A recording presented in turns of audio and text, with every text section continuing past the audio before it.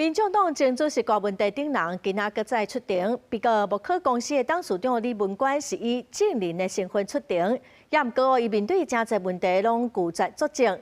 针对精神出现无共款的讲法，伊是表示讲，因为当初检察官真歹哦，伊会惊，佮讲啊真实失控，目屎流目屎滴。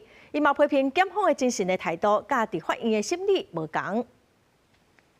我伫关外口的护士草共款到场，民进党前主席郭文泰向支持者握手致意，但对提问外界讲：主席有确认HPV有感染吗？郭文泰同起诉的政治现金暗23开庭审理，共案的被告李文忠和段木正嘛互传到庭，拢会小连续来问因，有以证人身份出庭的木可董事长李文官。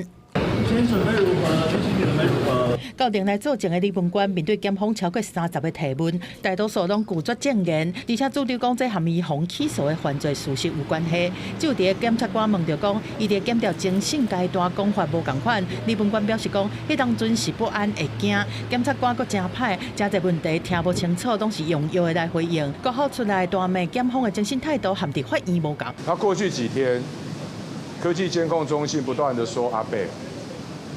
他的电子监控设备有离线的状况，法官当庭有预知，说他们已经请那个厂商帮阿伯换一个比较好的科技监控的设备。